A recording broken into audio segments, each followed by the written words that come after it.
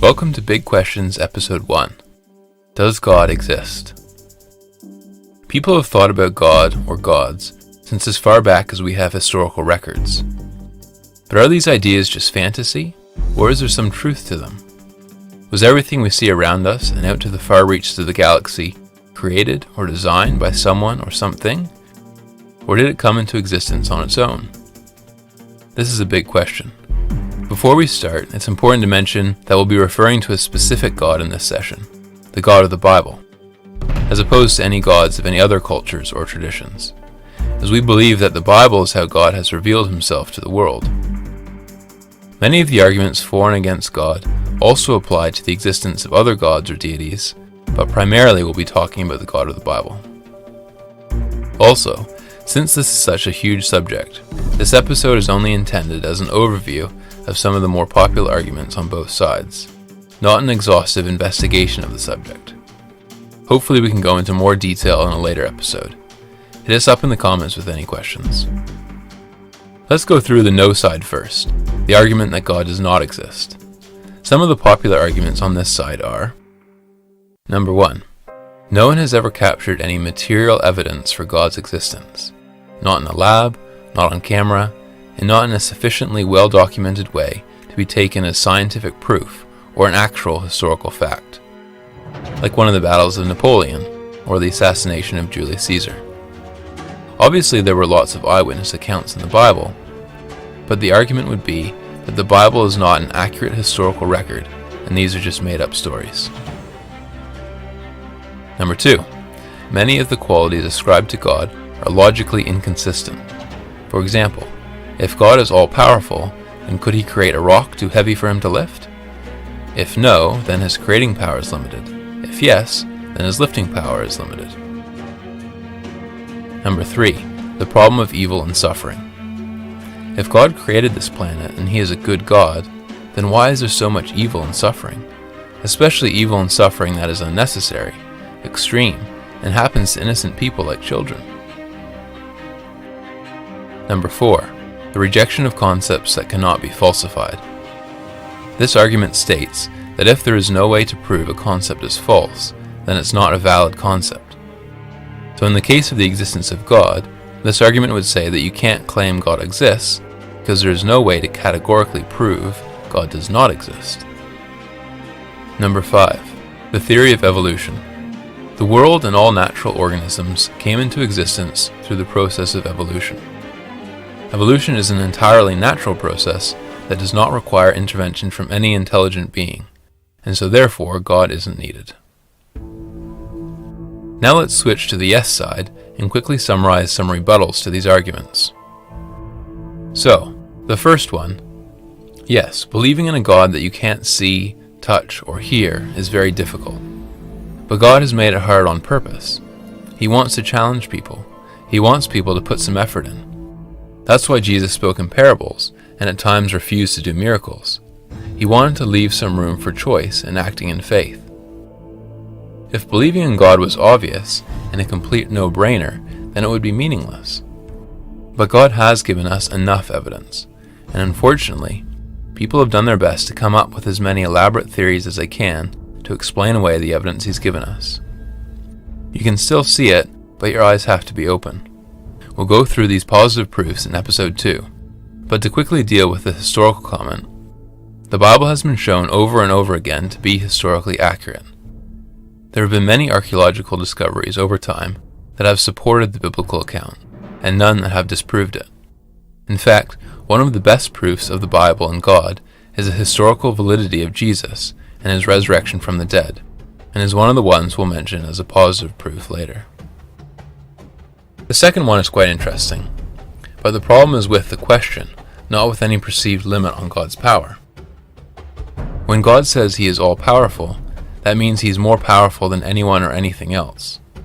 This kind of question is asking if God is more powerful than himself, which doesn't make sense and isn't what God is claiming with the term all-powerful.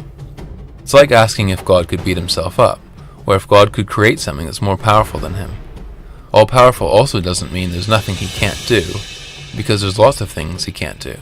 He can't sin, he can't lie, he can't pass false judgment.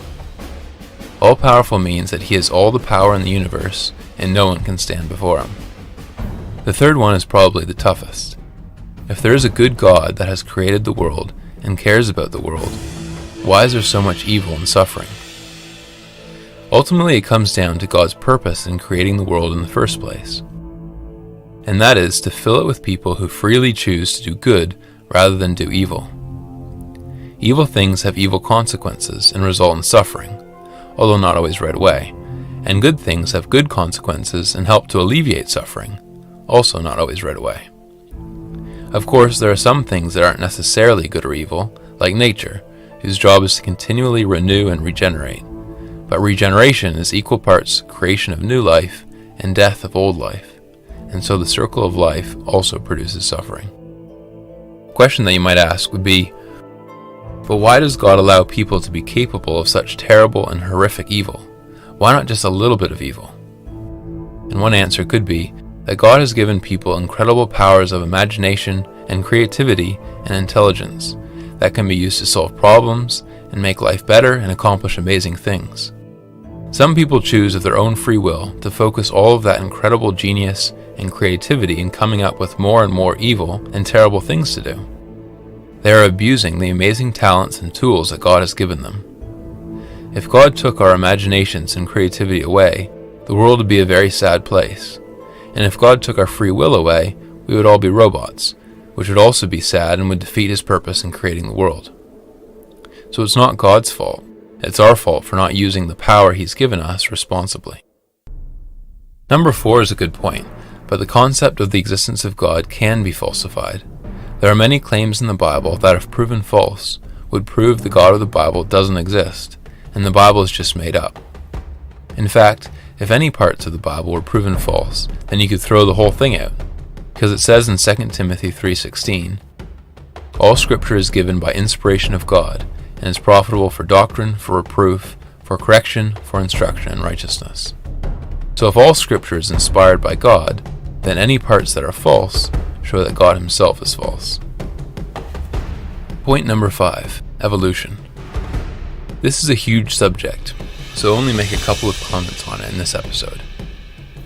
2 of the fundamental issues with claiming that evolution eliminates the need for God are: number 1, the problem of the origin of life. Evolution has no explanation for how the first living cells, or the DNA that codes the cells, came from.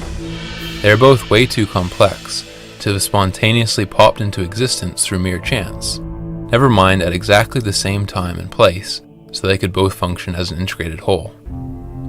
Number 2, there is no evidence that evolution can select for beneficial mutations fast enough to account for the diversity or complexity of the life forms we know of. The common examples cited in support of evolution, such as bacteria developing antibiotic resistance, or the many different breeds of dogs, are actually examples of losing genetic information, not gaining it. Bacteria develop antibiotic resistance because most of the bacteria get killed off, except those that are unable to process the enzyme used to kill them.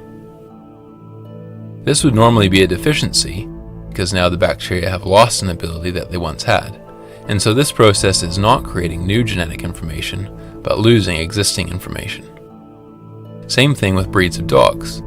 Breeders have bred different types of dogs together until they get the ones that have lost all potential genetic variation except the specific traits they want for that breed. The information was all there in the original DNA, but now it's lost. For example, you can breed smaller and smaller wolves together until eventually, over a long time and very selective breeding, you can get a Chihuahua. But you can't breed Chihuahuas together and eventually get a wolf. That genetic information is gone. Okay, that's it for episode 1. Let us know what you think in the comments. In the next episode, we'll move to the affirmative side and summarize some arguments as to why God does exist.